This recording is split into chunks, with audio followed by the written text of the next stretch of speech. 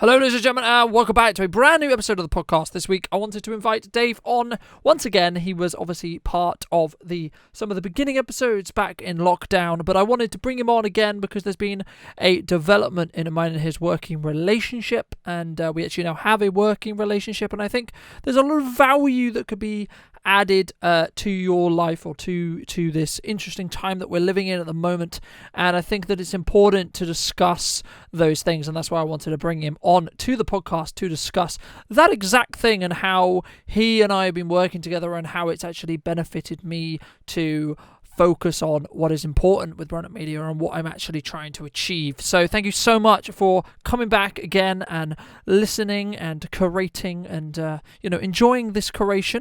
And I'll let Dave briefly explain who he is and what he does a little bit more, just in case you don't know who he is, and I look forward to hearing what you think about this episode in the comments section down below, and I'll see you very, very soon.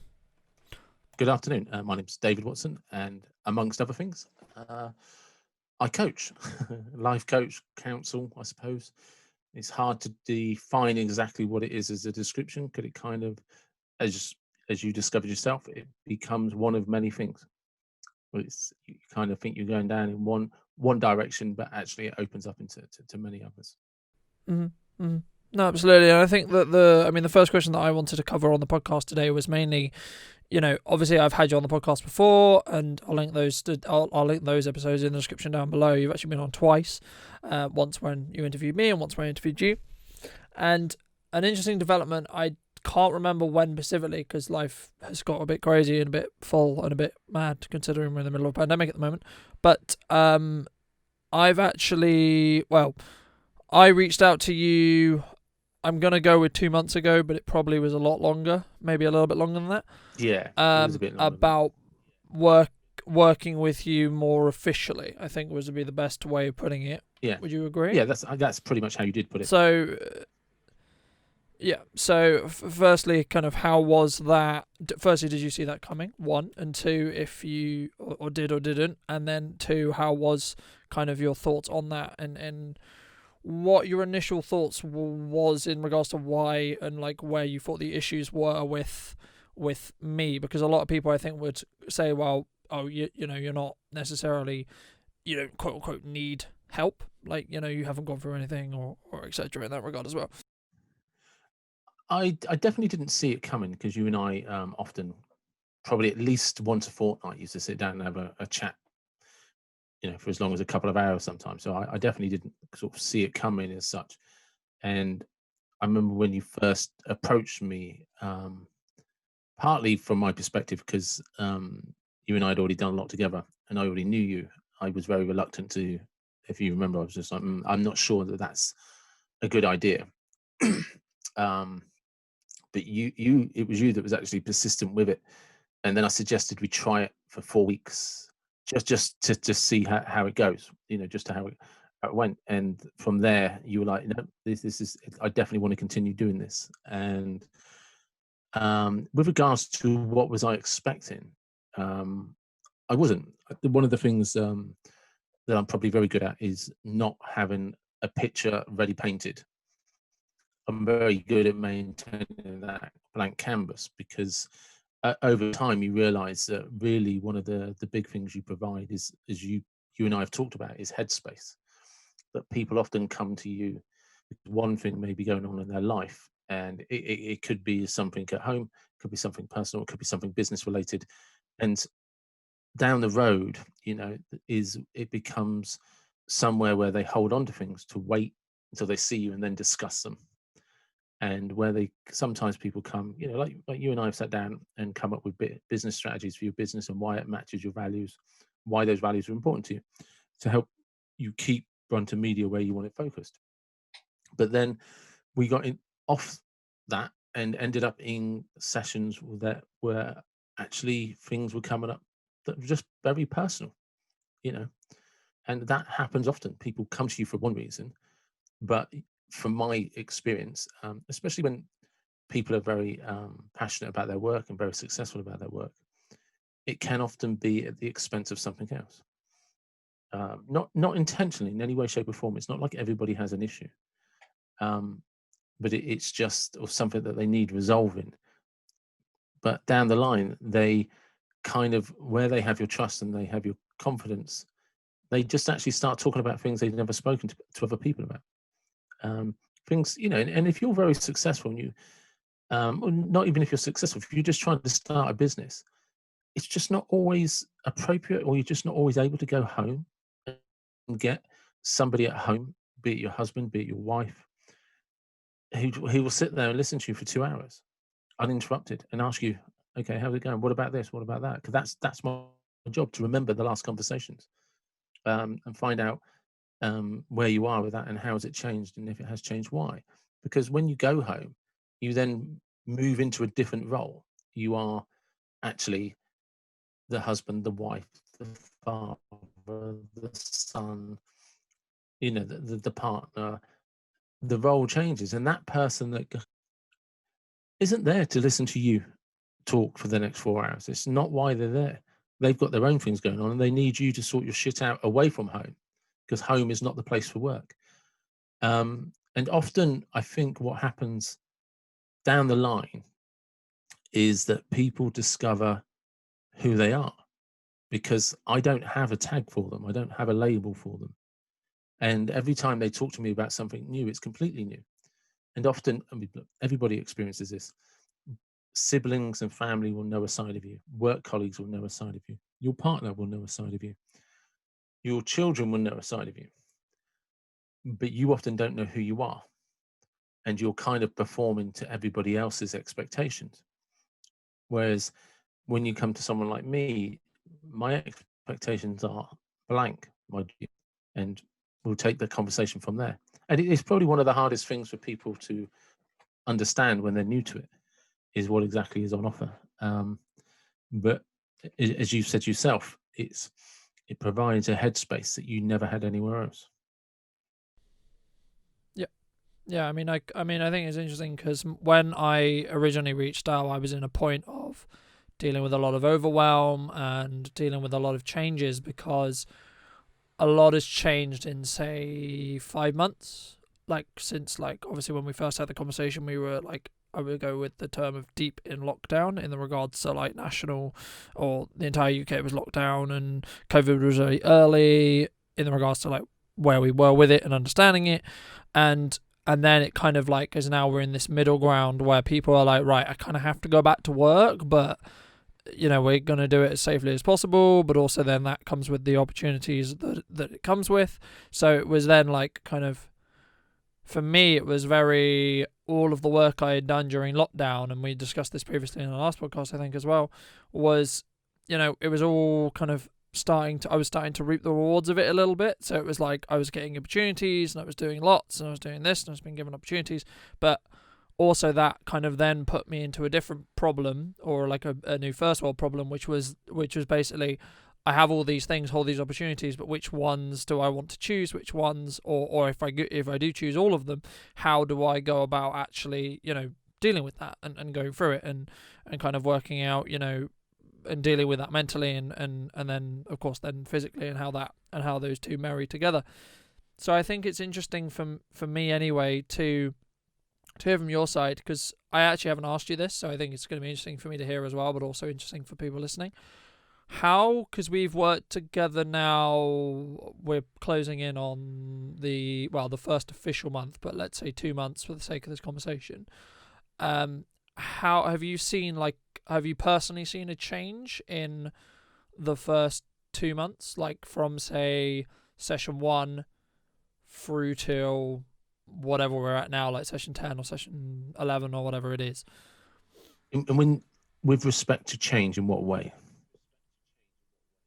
In the respect to me, how I'm dealing with things, the problems, which are, obviously there'll be changes like by week, but like obviously I was in a place where I was close to not coping because of the overwhelm, because of everything going on, etc., etc., etc.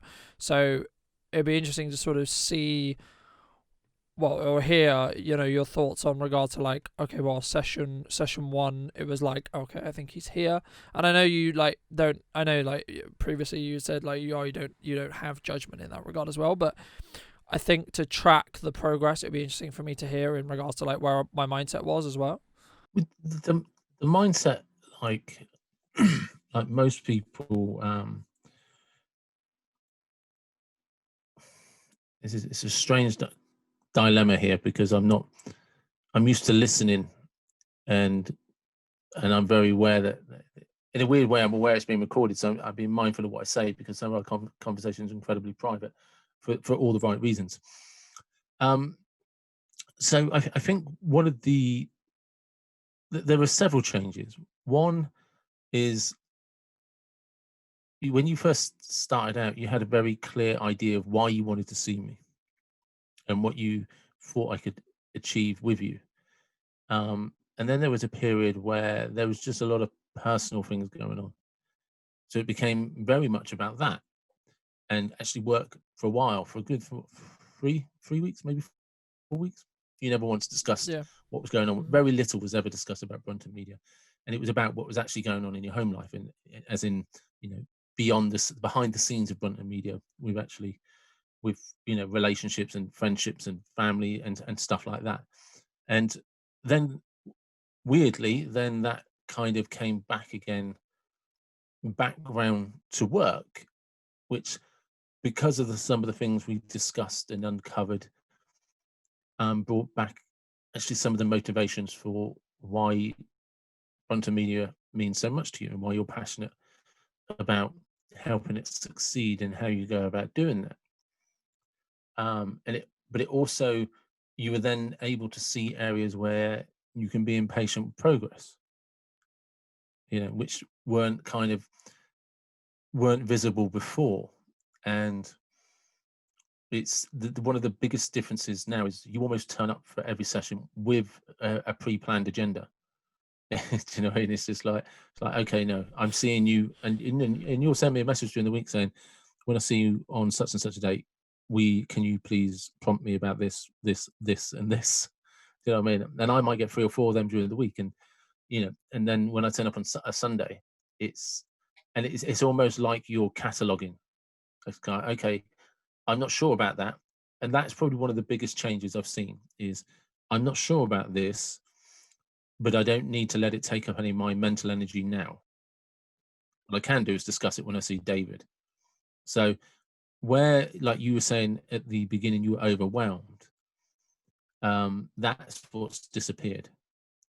Is now you're very focused on, I can deal with the task at hand. This is what I'm doing today. This is what I'm doing tomorrow. And when things come up, be it a work thing or a home life thing, whatever that may be, is you've developed a great skill of, no, I'm seeing David on this day. I'll message him now, and we'll discuss that then. So you don't spend like an entire day with it going constantly on in the back of your head. And it's allowed you to focus more on the quality of work you do and the quality of the output for Brunton Media, especially when meeting customers. And also as well, one of the things that came up last time you and I, actually recently, is that you said, because you're not, one of the things it allows you to do is, you're not using up energy worrying about things for days on end. It just gets put in a box. That I'll deal with that when I see David. And that energy frees you up to be creative for people you're trying to help. I mean, it's made you focus more on those people you're trying to help. Whereas before, there was all of us only have so much capacity in terms of energy in the battery, if you like. And I think that's probably the biggest thing it's done for you, is, to use the mobile phone analogy, is it's allowed you to switch off all of those apps you don't need to use. So they're not running in the background anymore. Yeah. And you just actually are focused on the apps you're using on the day. Yeah, absolutely. I mean, for me, it was one of those things where, like, before I started seeing you regularly, it was this kind of like, okay, I have all these things going on, but I can't physically, like, think about what I'm doing right now in this moment and what I need to do today, because I have all these other things whizzing around in my brain and etc. and these other ideas and etc. So now, like, one of the things, or one of the things I've developed in regards to, like, how to kind of empty out some of that space, so I have that creative freedom and that creative space in my head again to allow me to, you know, think and tackle problems when they occur. And I don't necessarily get, because if you're already on the edge, when a problem occurs, it will push you over the edge quite quickly, because you don't have a bandwidth, like you don't have a gap, right? Like you're on the edge of the cliff already, so it will push you off the edge of the cliff if you were already close there. But if you're already like 3 to 4 steps away from the edge, it's not going to push you over the edge, if that makes sense, like using the cliff analogy. But I think for me it was interesting, because I know we've kind of gone backwards and forwards a little bit about why I wanted to do this on the podcast, like this early on, was I think the words you used. And for me, it's one of those things where I practice what I preach a lot, in regards to, like, if I know something works, and I know something works, but I can't necessarily articulate it in a simple sense, right? It's useful to discuss it a little bit more at length, I think, and also for just the, you know, this is where I'm at now stage as well, I think is really important.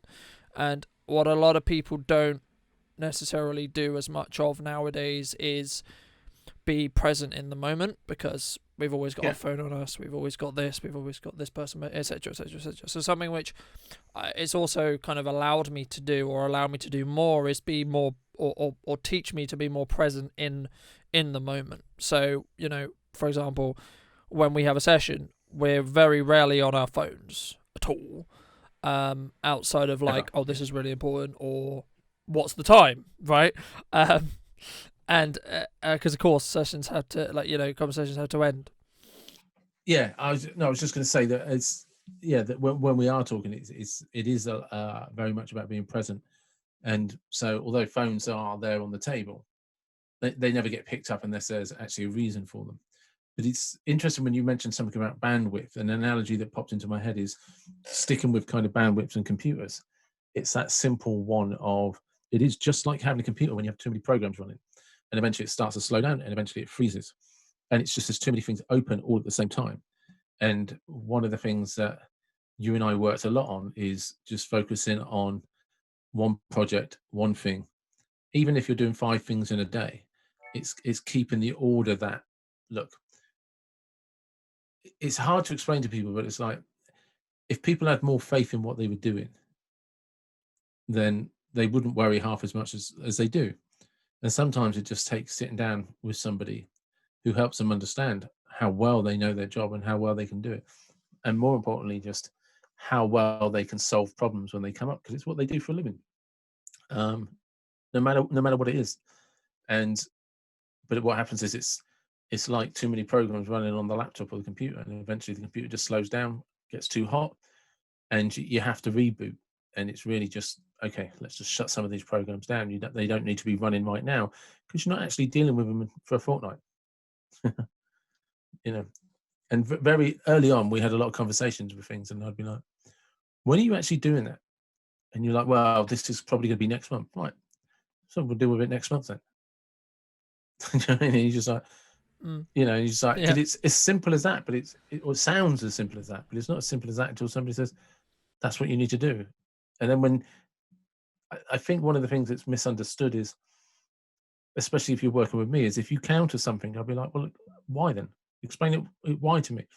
And it's when the explanation breaks down that you realize, okay, I'm just clinging on to something that's not actually that important. But can you deal with it next month when it's due? Yeah, very much so. And if you're going to deal with it next month when it's due, what are you going to do? And you're like, well, I'll do this, I'll do that. And then suddenly you get this kind of epiphany moment. You're like, oh yeah, I've got a handle on this. I don't need to be worried about this right now. I've already solved it. You know. Yeah. I mean, and something which I took from, I'm going to say probably like a couple of weeks ago, at least, maybe a month, was there was this like kind of moment where it was like, look, there's all these things going on, etc. Like there's a lot of work things going on, etc. But trust that you will just get the work done when it needs to get done, and that you don't necessarily need to be quote unquote overwhelmed by all the deadlines and all the things and all the, you know, all the workload, so to speak, because you've worked, and the context of it, I think I remember you saying was like, you've worked harder than this now, and you did it without stressing then. So why are you stressing now? Or Yeah, something that was along pretty those much lines. it. And then when you sat there, you're like, yeah, I don't know why I'm stressed about it, because I don't actually work as many hours as I used to work. So Yeah. but Yeah. it's only when somebody reflects it back to you and you can't uphold your own argument that it breaks down. And it's a much more positive thing than people want to understand, because it's a bit like that analogy. If you can't explain something to a 5-year-old, you don't know it yourself. Well, that's the same kind of principle, that when you were getting stressed and stuff like that, and we were having a chat about it, and I was like, yeah, but you used to work this many hours a week at your old job and do this many hours for Brunton Media. Now you're only doing that, Brunton Media. So you're less hours, your own boss, can control your own timetable. And you're like, oh yeah, that's, and when your own argument doesn't stand up, but it's only doesn't stand up because I blatantly reflect back to you what you're already achieving and how you've already achieved it. And then you just, because that's all the brain is ever searching for, is an answer that, okay, I can do this. I'm safe. I'm not going to be humiliated. I'm not going to let myself down. I'm not going to die. I'm not going to be in danger. Your brain is constantly trying to solve problems that keep you safe, because its whole job is just to keep you alive and safe. And when you have a lot going on and the brain is constantly trying to assess the upcoming traffic, if you like, and it wants to know what's around the corner, and it wants to know what's around the corner after that, and after that, and it can't see, and because it can't see, it doesn't have any answers. So you've got to kind of highlight to your own brain, which is no good when you're trying to analyze it yourself. It's just not possible. So you have to, by sitting down with someone like myself, is we help you understand it. Just because you can't see around the corner doesn't mean you haven't already solved the problem. And when you start breaking it down like that, people are like, oh yeah, and you just actually start to feel better. And when you start feeling better, you're less stressed, you sleep better, you start sleeping better, you become more productive, you have better relationships at home, you have better relationships at work, and you start achieving things that are more important to you.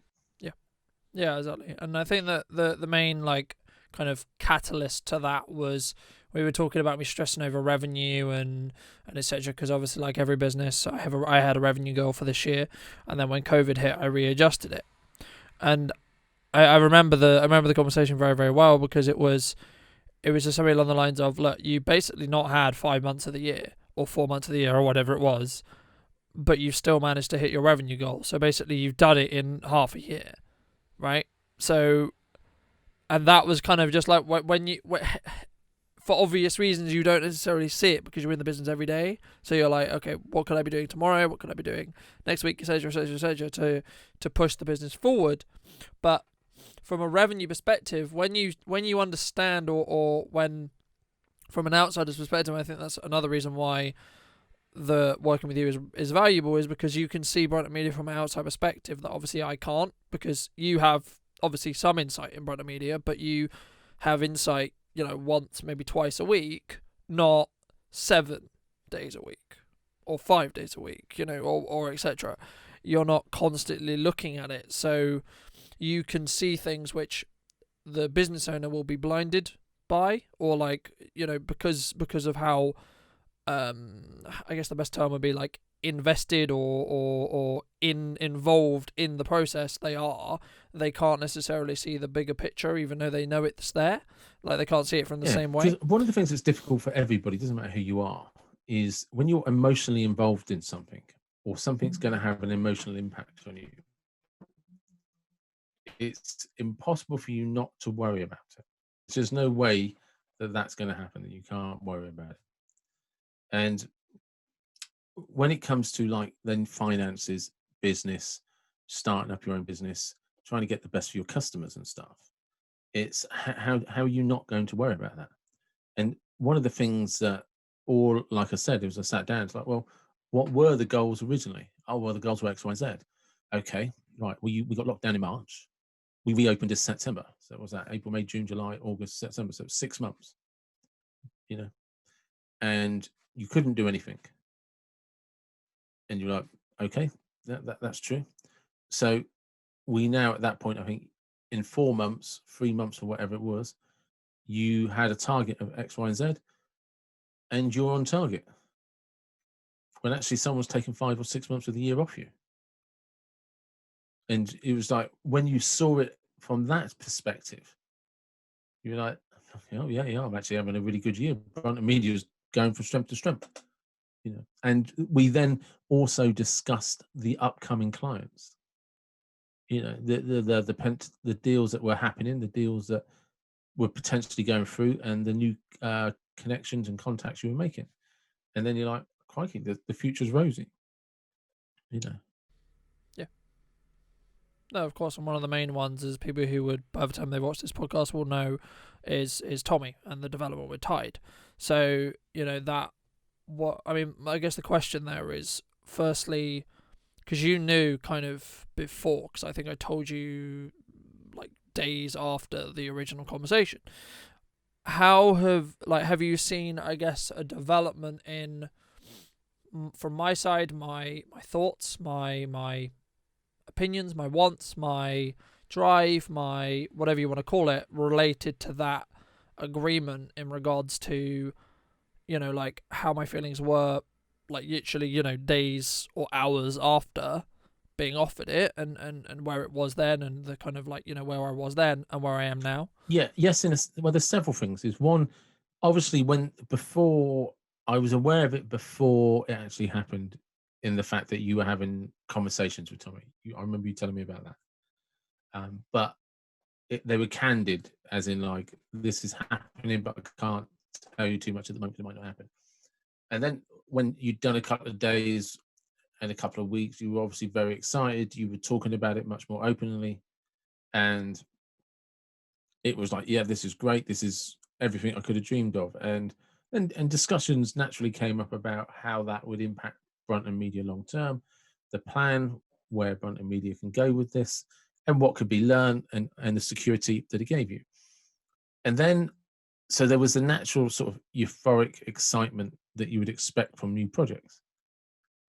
And then, like with everything else, when you've been doing something for a while, there's the excitement and the euphoric side of it has dropped a little bit. And there's some weeks that are busier than others, some weeks that demand more time than others. But then there's some weeks that are normal, but your other customers demand more time of you. And it's the thing that's interesting at the moment is it hasn't been going on long enough to develop a routine of its own. Because once you've got that routine in place, that habit, it can then be tweaked and adjusted. And, we talked about some of this, because some of the things that you've been looking at is outsourcing and stuff like that. Like, are there areas of Brunton Media where you can have editorial and creative control, but the actual uploading or downloading of something, the tasks that are just really computer operated tasks, do you actually need to be the person sat there in front of a keyboard anymore? The answer to that is actually no, because it's just a functional task. It's not a creative task. In Brunton Media, it's about the creative side. Downloading or uploading something to the internet. That's literally anybody that's ever downloaded an MP3 file could do that. Yeah. But that was also taking up a huge amount of your time. Yeah, absolutely. I mean, and something which I have one of the things I've started to outsource and will outsource and build on is the editing of this exact podcast, because from a skills perspective, it's quite easy to do, if I'm honest. It's not overly creative. The creative aspects of it are, how do I go into the conversation, the host aspects of it, and then the me setting up, this is what I want it to look like, sound like, etc. Right? But all of that's kind of done. It's now in a point where it's like, right, we record it, it goes to this stage, it goes to this stage, it goes to this stage, okay, cool, it gets released, job done. Right? So when you have a process like that, and it's a teachable process, you can teach it to someone else and just outsource it and get all that time back. And that's something which, as a business owner, once you're in that position, it's very, very valuable to actually be open to have a conversation and see who's slap bang in front of you, right? Because most people's question there is, well, who would I get to do it? The answer's probably in front of your face. If you just sit and look and you open a conversation with those people, right? In my case, it's Sam and Willen at the moment. And that is and I think, and you don't necessarily know this because we haven't discussed it as much, but my approach in that wasn't just about making sure that they were getting paid for their time. Obviously that's an aspect of it, but also seeing how I can help them from a business development / to a media perspective as well, which I think is important if you're going to do anything. One of the core values, we discussed it last session, was, for me, I like to over add value to the client, the customer, whoever I'm working with. In this case, it would be Sam and Willen, to allow them to sort of grow as well in the regards to like what they're doing and where they want to go and how I can maybe help them with the experience I have. And the main reason, like, why is because I wouldn't be where I'm at now if people didn't do the same thing for me 3 years ago or 2 years ago or etc. And I think that and I'm sure you'll find this as well in what you do as well, there is eventually going to be a point where the amount of work or amount of demand that you have, there's still only going to be 24 hours in a day, right? Yeah, so absolutely, yeah. What do you do then, right? What do you do then? Either A, you put your prices up, which then will naturally decrease the amount of demand for that time, because people will start not being able to afford you, or in the same way not being able to afford you as much. Or you then only work with specific clients or specific customers, like, the ones that you specifically know you can help the most, and etc, etc, etc. So I think for me it would be interesting to, and this is a little bit of like a side, like kind of gone into a little bit of a tangent, but I think it's still valuable to explore. Have you, I guess through our friendship, our relationship, our working relationship more so, sort of had some rub off in the regards to what you're doing with, or what you want to do with coaching, in regards to like the business aspects or the marketing aspects or etc. Because I know when we first met, that was very, I guess, very heavy on the conversations, in regards to like they were very right. Because I remember having a conversation about scattergunning and why are you doing what you're doing on Instagram and etc.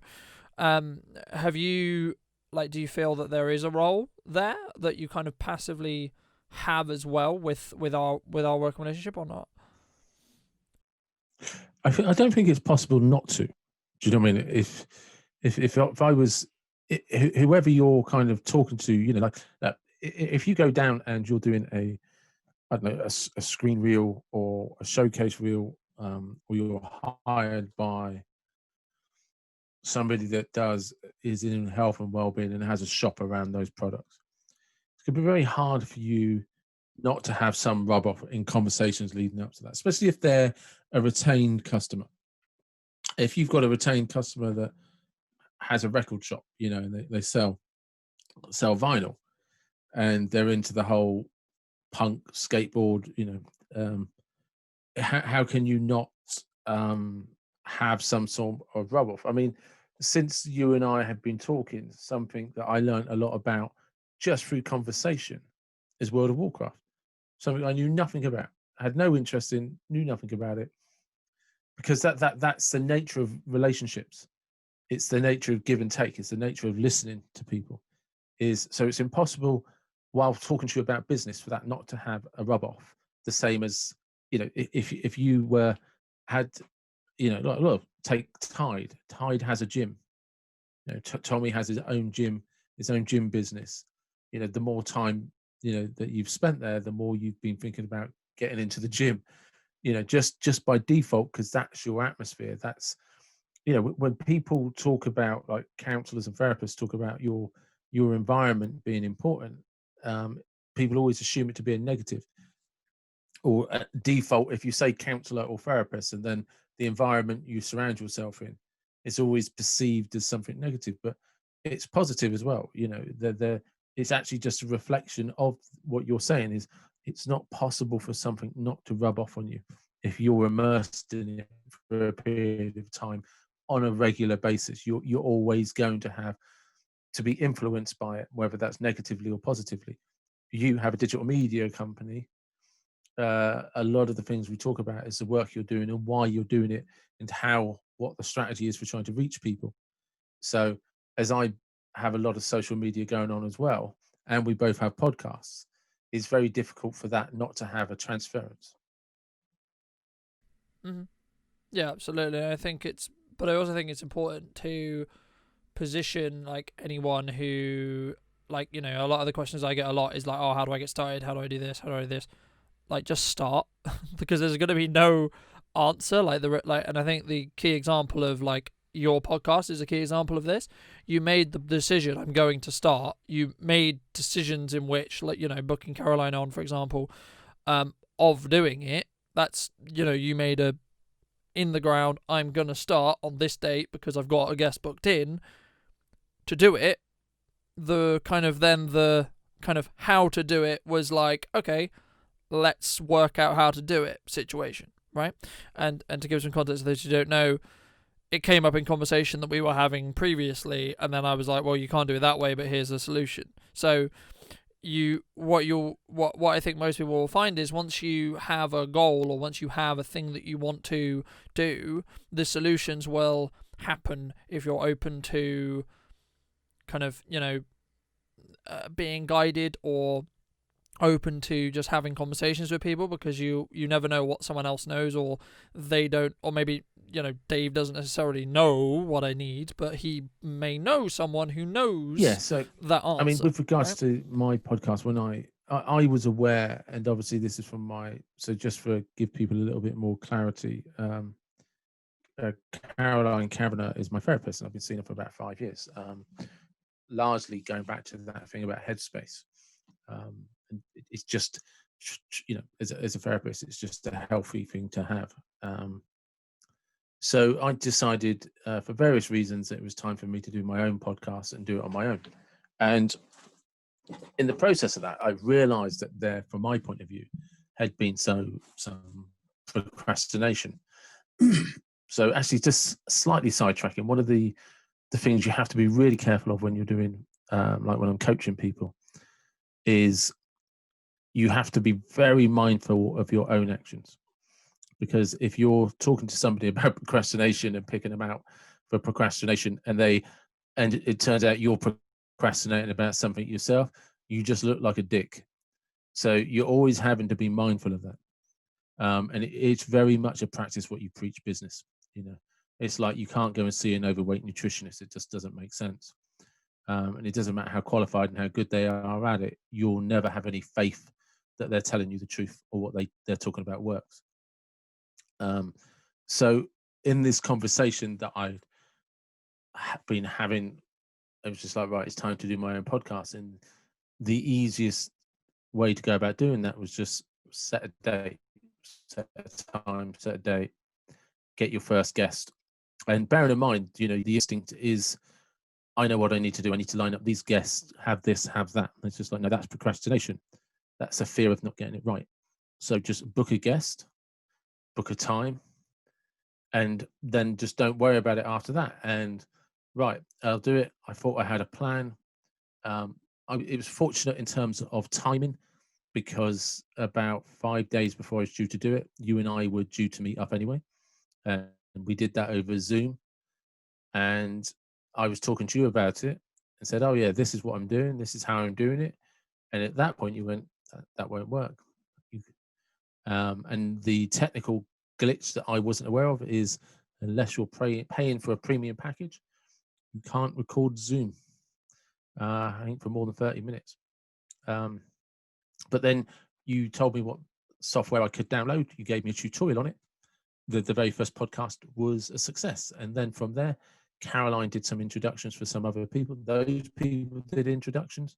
Those people have done introductions. Then there's people I've just cold called, and, you know, all of that sort of stuff. And yeah, I now have a successful podcast with lots of guests. It's a huge amount of fun. Probably the best thing I've done. I love it. But it starts by, like exactly what you said. It is, you don't know how you're going to do it, so just start. And I think that's probably one of the biggest things that trip people up is, we, by definition, our brain is programmed to try and figure everything out before we do anything. So it's very hard to take a leap of faith, because the bottom line is, I could have booked everything. It could have all gone disastrously wrong, and I would just look like an idiot. But one, that never happened. And there has been some disasters. I did a podcast with a gentleman from America called Clark Barton, as you're well aware, because you tried to help solve the problem for me. And for whatever reason, I don't know if it was an update, I don't know if how something reset on the software, but it didn't record his audio, it only recorded mine. And this is a guy that I'd put a lot of effort into reaching out to, making contact with, and trying to assure him that I was professional and knew what I was doing. And it was a fucking balls up, because an hour and a half of conversation was only recorded in one end. And you know what I mean? And he's a successful American fitness model, was launching a new product, and gave up an hour and a half of very valuable time for me, and I look a dick as a result of it.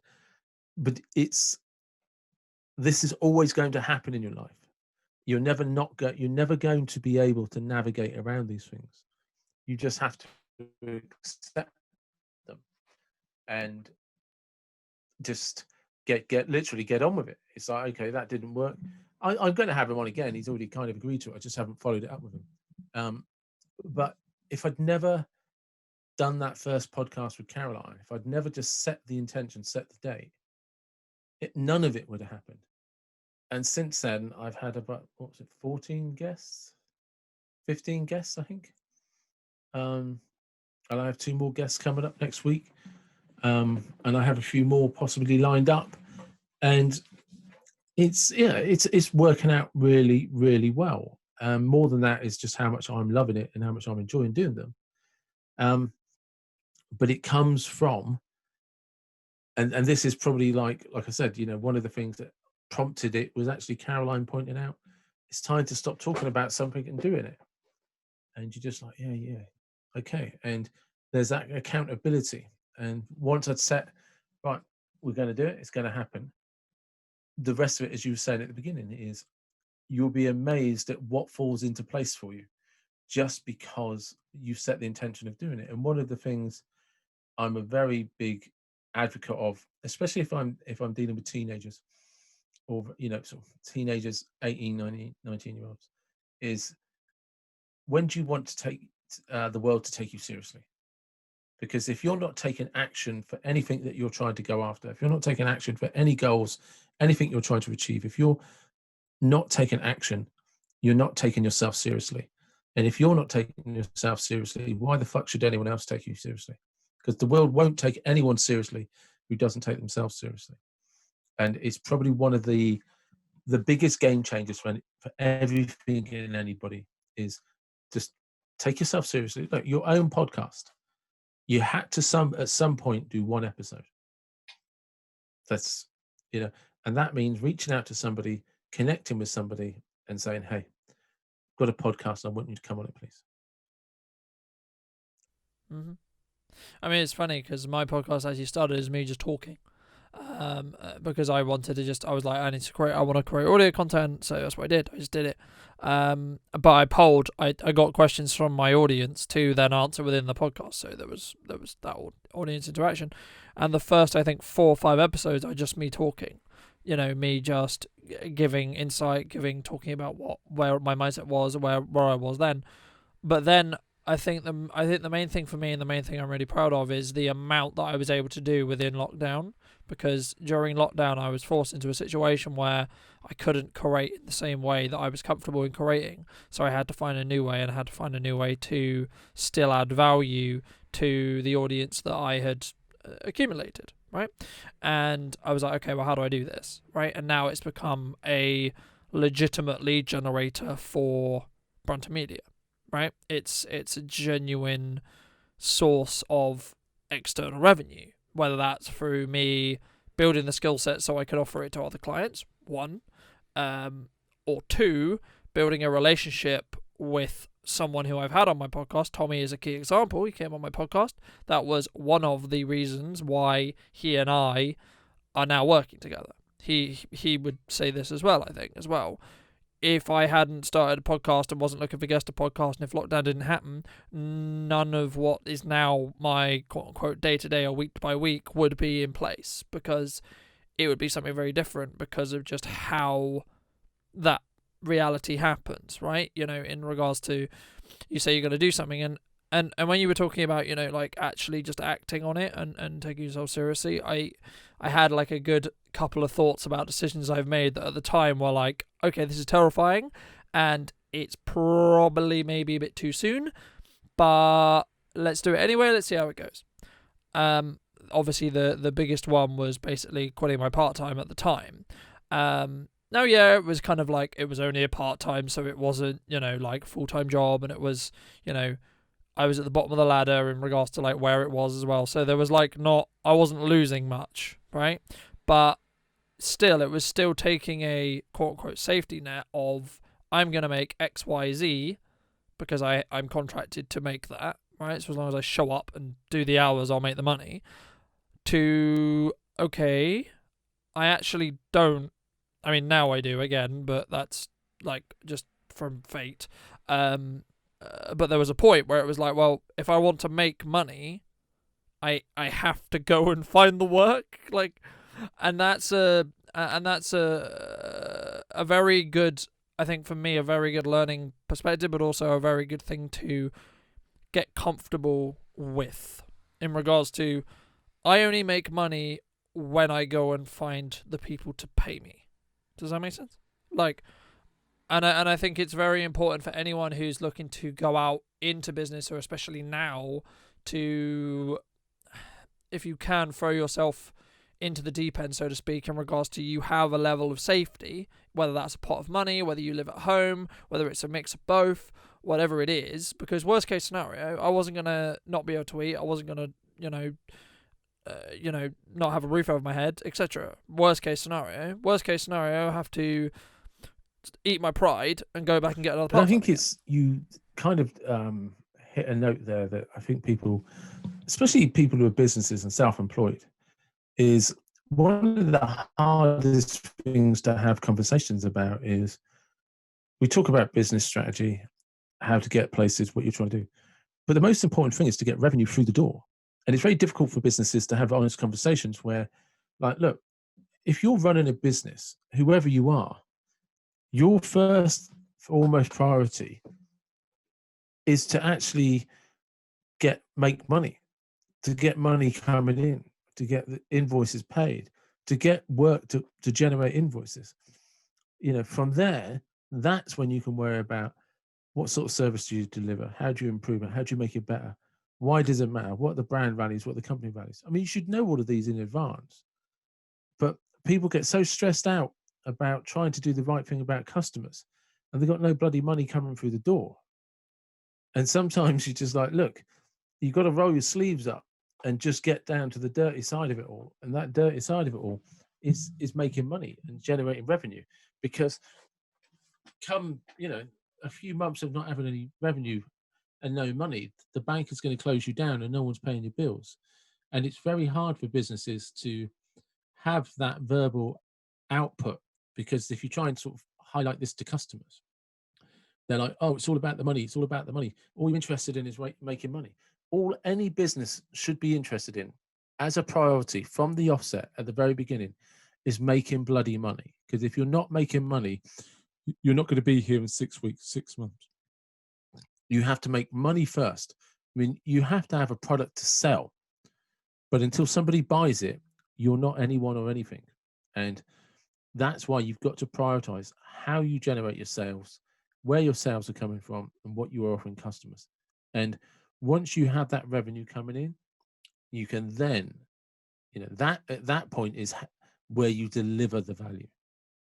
But you can't deliver value on something you can't sell to anyone.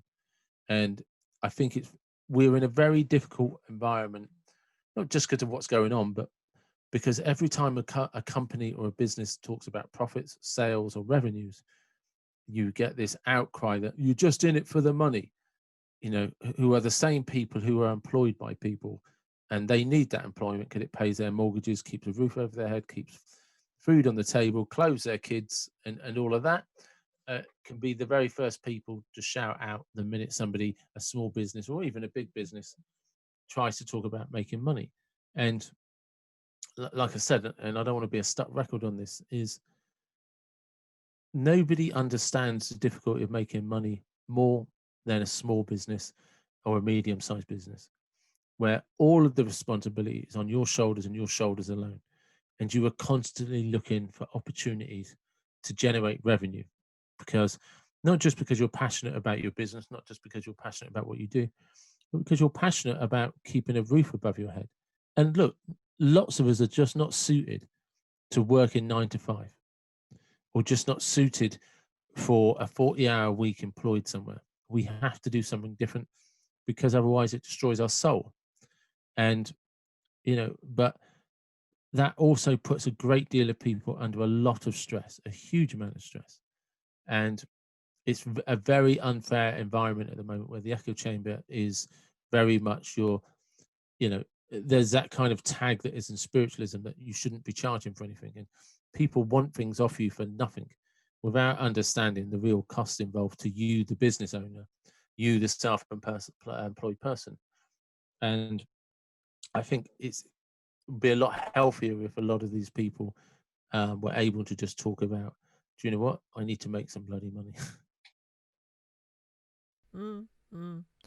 And but I think there's ways about going around it, right? Like, there's ways about doing it, and it comes back to those core reasons of why you just started in the first place. Yes, of course, every single business needs to make money to survive. Of course, we all need to make money to survive, because that's how you pay for things, right? That's how you make sure that the bank doesn't take your house and you can feed yourself, and etc., etc., etc., right? But it's also about because a lot of the question that comes up, especially in the filmmaking community, is, should I work for free? The answer to that question is yes, if you have a strategy that leads on to you making money, right? So I'll give you an example.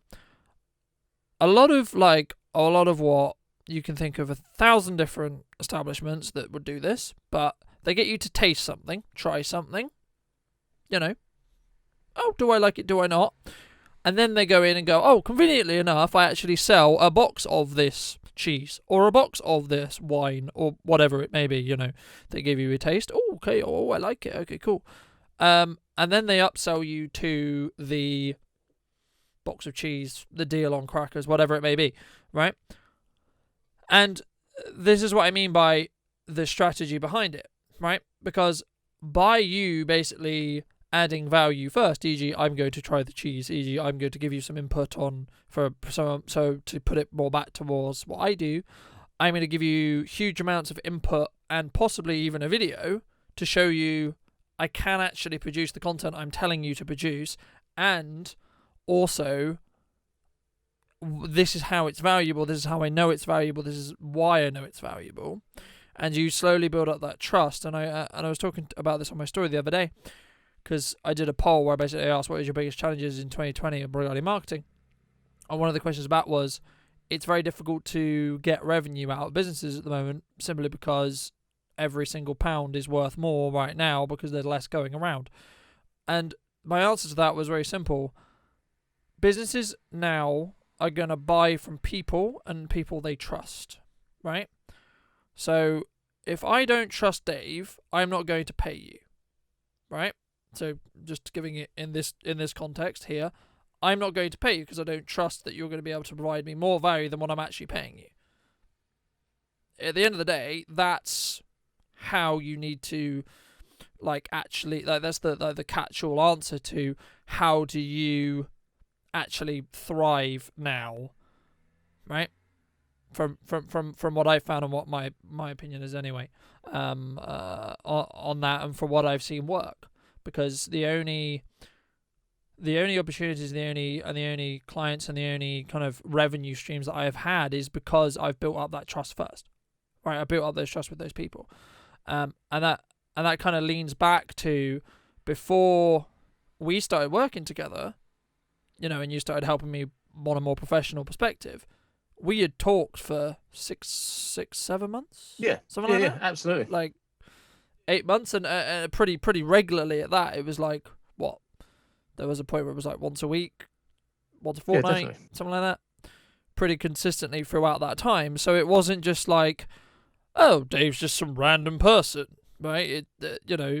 Like we were friends before we had a working relationship, right? And I think that's really important now for any business who is struggling, and also understand that it's very difficult for a lot of people right now. And if you have a certain set of rates that you don't go above or don't go below, there's a difference between someone coming to you and saying, I would love to use your service, but I can literally only afford this, right? And then someone trying to barter you down just for the sake of bartering you down. You'll kind of learn to just get it, I think. Is the best way I can describe it. You'll kind of just know when the difference is. And again, it comes back to like the relationship of person A or person B to person A and B, right? So business A, person B.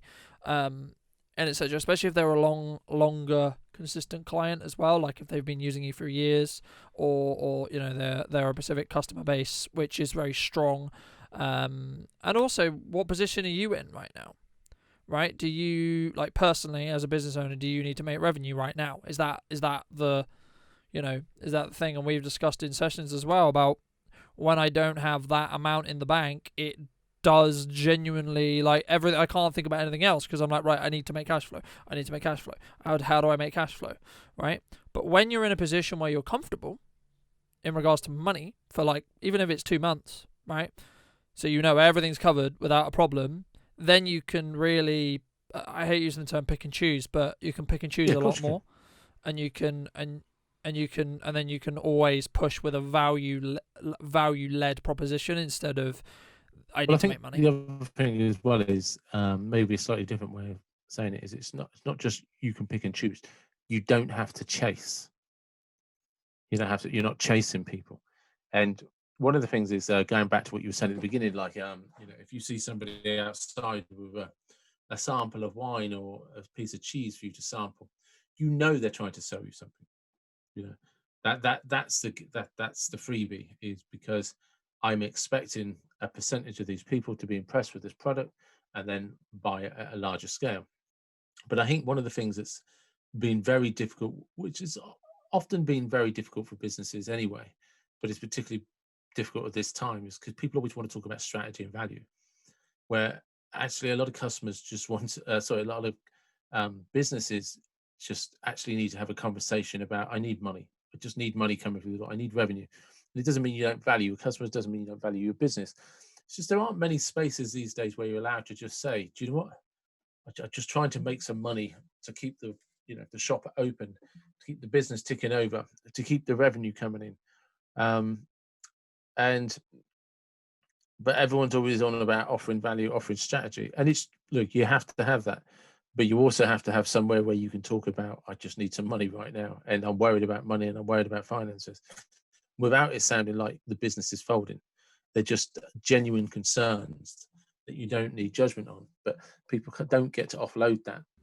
Yeah, and it's very kind of, I guess the term will be uplifting, because, like, I'll give you an example. I remember when I was having a cash flow concern, we had a conversation about the cash flow concern, and then we had, there was like, I want to say there was like bi daily or like daily checkups on, do you have a new invoice? Is the invoice being paid? Do you know what's happening with it? Etc. Etc. Etc. Etc. And that for me was very mentally, like, it helped with the mental space, because it wasn't just, I'm the only person having to deal with this stress, or the only person having to deal with this issue, right? It's cliched, but a problem aired is a problem shared. It's true for a reason, because once you get it off your chest, even though it's actually still your problem, it's like there is something remarkable about human beings, that when we open up about whatever is stressing us, when we open up, and this is the funny thing, right? So human beings by nature, if we have something bothering us, we have a problem, we have something stressful, when we open up and offload it and just talk about it in an open air environment and just out loud and say, this is holding me down, this is on my mind, we actually get a different perspective on it. It releases an emotion, it releases an attachment to it.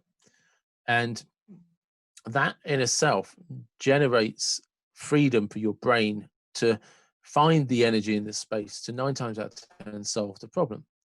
Vice versa, when somebody has an idea, and if it's a good environment, you don't want to be around a pessimist or a dickhead, but if you have a good idea and you talk it out aloud in the right environment, that then cultivates an energy and grows. And what started off as an idea can actually become something solid and tangible and real in your life. And it's one of the reasons, and you're kind of offloading it in a different way, because what you're hoping to get back is something that helps it grow. It helps it kind of motivates you to do something about it and take an action and build belief around it. So there is, but it's something that is kind of, for whatever reason, unique to humans.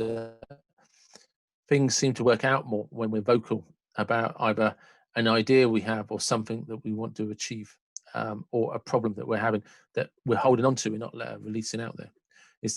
That's probably the best way I could have said it in a sentence.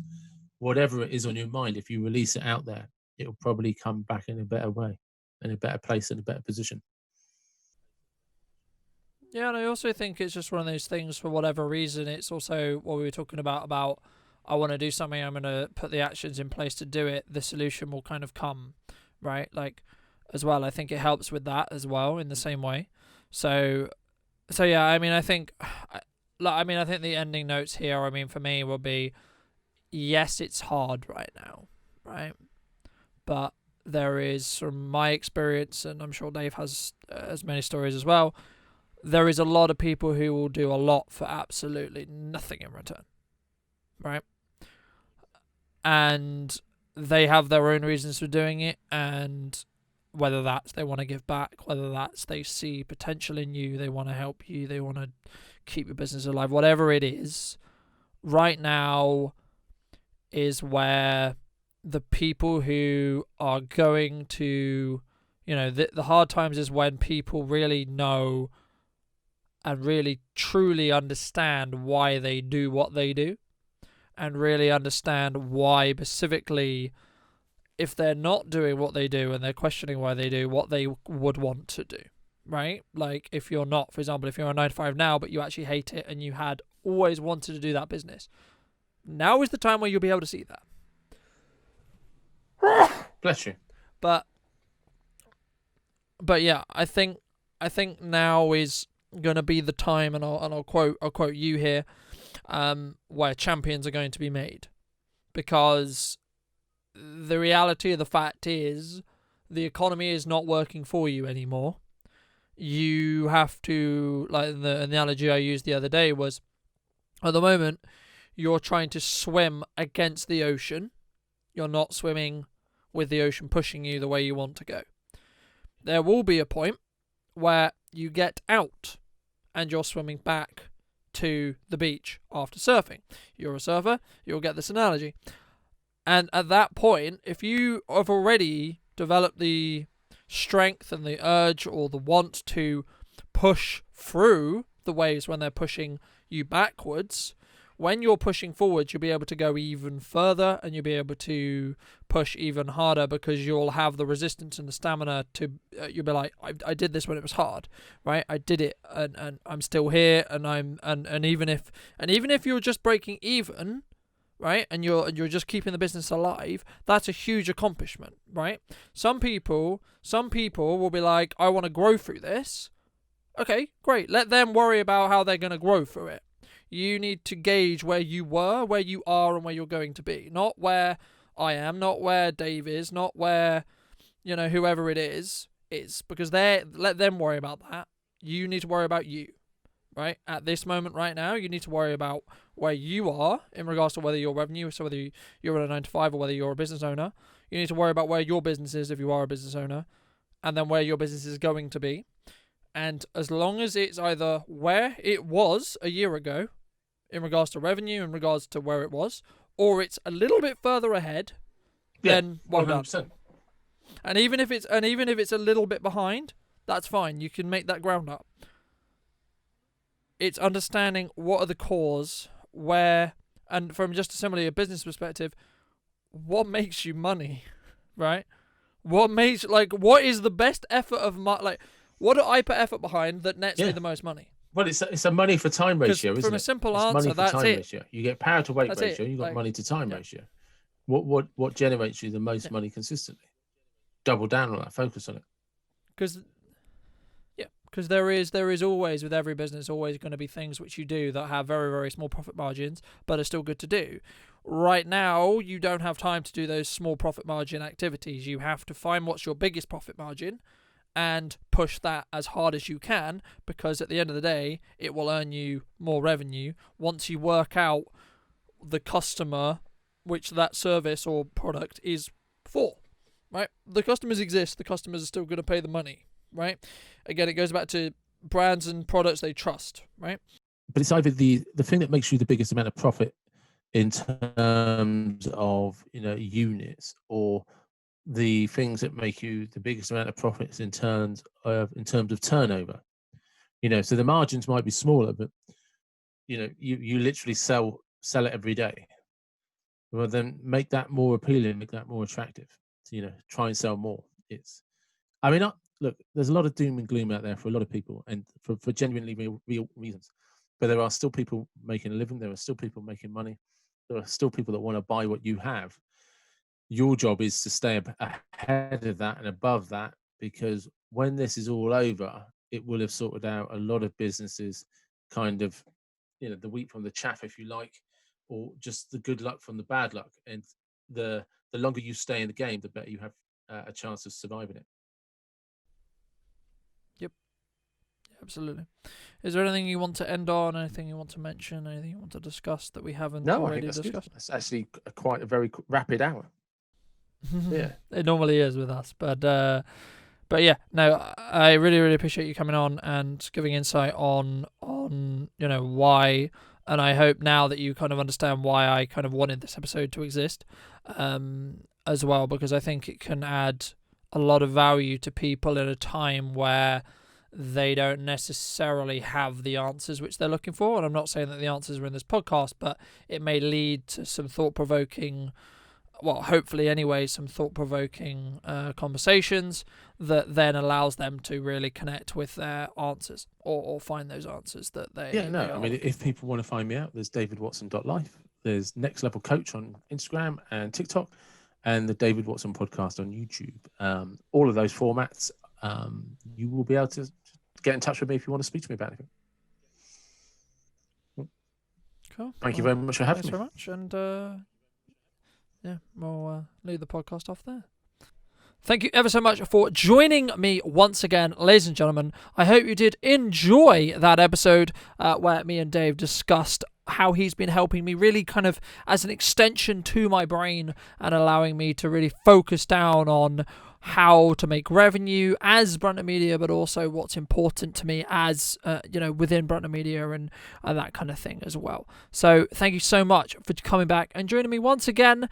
And I'll see you very, very soon, where we're going to be talking about many new important topics. And I've got someone very, very special coming on the podcast next week who I'm not going to reveal just yet, but they are a very, very interesting person who I've known for about a year or so. But yeah, that'll be out next week. So thank you so much for coming back once again. I'd love to hear what you think in the comment section down below. And if you would not like to miss the next episode of the podcast, then make sure to be subscribed, and I'll see you very, very soon.